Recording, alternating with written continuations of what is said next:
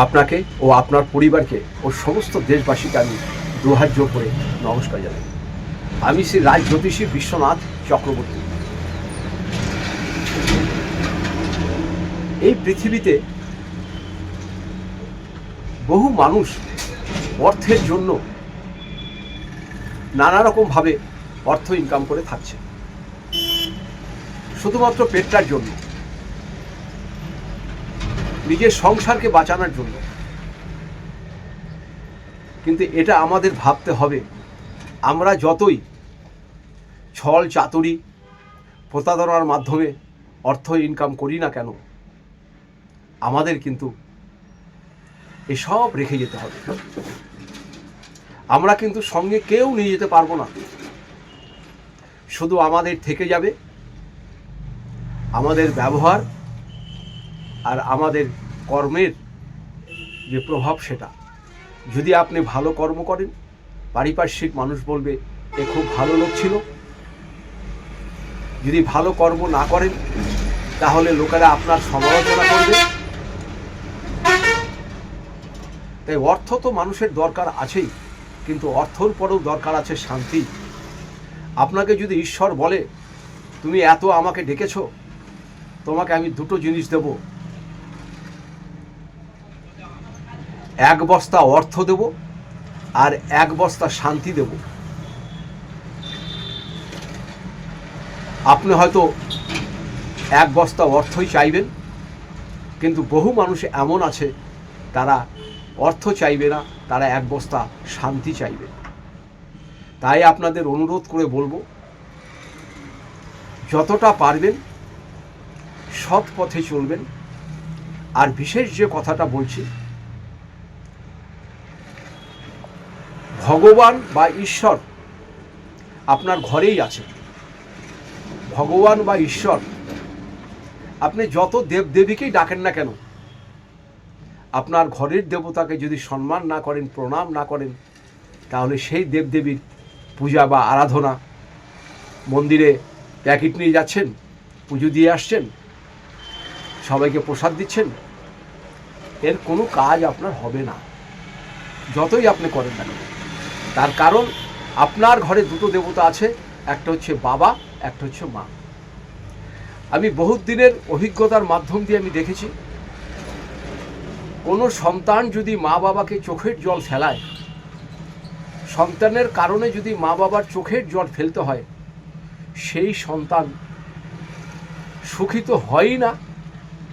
আর যদি কোনো সন্তান মা বাবার গায়ে হাত দেয়, যেমন অনেক সন্তান বলে তোমাকে মুখে লাথি মারবো, বাবাকে বলে লাথি মারবো, মাকে বলে লাথি মারবো, সেই সন্তানের কিন্তু অকাল মৃত্যু হয়। এটা আপনারা দেখে নেবেন পারিপার্শ্বিক। পিতা মাতার সঙ্গে যদি অশোভন ব্যবহার করা যায়, আপনার জন্য যদি তাদের চোখের জল পড়ে, সেটা পুরুষদের ক্ষেত্রে হতে পারে, মহিলাদের ক্ষেত্রে হতে পারে। তাই আপনাদের এখনো সময় থাকতে থাকতে বলবো, এই দুটো দেবতাকে আপনারা আগে বাড়িতে সম্মান করুন। কিভাবে সম্মান করবেন? বৃদ্ধ মা থাকলে এক বালতি জল তুলে দিন,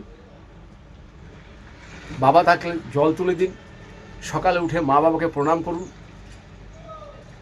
এরাই আপনাকে আশীর্বাদ দেবে, ভগবানের আশীর্বাদ পড়ে। তাই আপনাদের বলবো, সময় থাকতে থাকতে এইগুলো করুন, না হলে সময় কিন্তু আর পাবেন না। কতদিন বাঁচবেন? 70 বছর, 80 বছর, 90 বছর, 100 বছর? তার থেকে তো আর আমরা এখন আর কেউ বাঁচবো না। তার কারণ হচ্ছে আমাদের যা খাবার দাবার, রাসায়নিক খাবার দাবার, আমাদের শরীরে প্রোটিন বলে তেমন কিছু পাওয়া যায় না। দেখেন, সেই জন্য হঠাৎ করে হার্ট অ্যাটাক হচ্ছে, কিডনির প্রবলেম হচ্ছে, বিভিন্ন সব জটিল রোগ হচ্ছে। এটা হচ্ছে একমাত্র রাসায়নিক খাবার জন্য। তা যাই হোক, মা বাবাকে শ্রদ্ধা করবেন, ভালো মন্দ কিছু অন্তত মা বাবার জন্য হাতে করে খাবার নিয়ে আসবেন, যেটা মা ভালোবাসে, বাবা ভালোবাসে। এটাই আপনার পুজো করা হলো। এর থেকে দামি পুজো আর নেই পৃথিবীতে। তাই সময় থাকতে থাকতে এই কাজগুলো করুন, যদি আপনি ভালো থাকতে চান। আর তার সাথে কি করবেন? বাইরের কুকুরদের আপনি একটু খাওয়ান, পশু পাখিকে খাওয়ান। দেখবেন রাস্তায় একটা গাছ একদম শুকিয়ে গেছে, একদম শুকিয়ে গেছে। আপনি যেমন অর্থ নিয়ে শুকিয়ে গেছেন, আপনার অর্থ নাই, আপনি দিন দিন শুকিয়ে যাচ্ছেন, ধার দেনায় জর্জরিত হয়ে যাচ্ছেন। দেখুন রাস্তায় একটা গাছ আছে, সেই গাছটা একদম শুকিয়ে গেছে। সে যে কোনো গাছই হোক, কাটা গাছ বাদ দিয়ে, পাকুর গাছ হোক, অশ্বত্থ গাছ হোক, যে কোনো গাছ হোক, ফুল গাছ হোক, আপনি এক বালতি জল শুধু গাছের গোড়ায় ঢেলে দিয়ে আসুন, এক বালতি জল খালি ঢেলে দিয়ে আসুন, আপনি রেজাল্টটা কী পাবেন সে আপনি 7 দিনের মধ্যেই বুঝতে পারবেন। আর আপনাদের আমি কিছু বলছি না, প্রয়োজনে আপনারা আমার সাথে যোগাযোগ করবেন। আমি এখানে বাস্তু বিচার করি, পুষ্টি করে থাকি। আপনাদের জ্যোতিষী নিয়ে বিভ্রান্ত হওয়ার কোনো কারণ নেই, আপনারা আমার সঙ্গে যোগাযোগ করবেন। আমি চেষ্টা করব আপনারা যেন বর্তমানে যা আছেন তার থেকে একটু ভালো থাকেন, এটাই আপনাদের কাছে আমার প্রার্থনা। আপনারা ভালো থাকুন, সুস্থ থাকুন, প্রয়োজনে আমার সাথে যোগাযোগ করুন নিচের নাম্বারে। আপনাদের সকলকে দুহাত জোড় করে নমস্কার জানাই। ওর সমস্ত দেশ বিদেশে যারা আছেন আমি প্রত্যেককে নমস্কার জানাই। রাধেশ্বরী, রাধেশ্বরী, রাধেশ্বরী।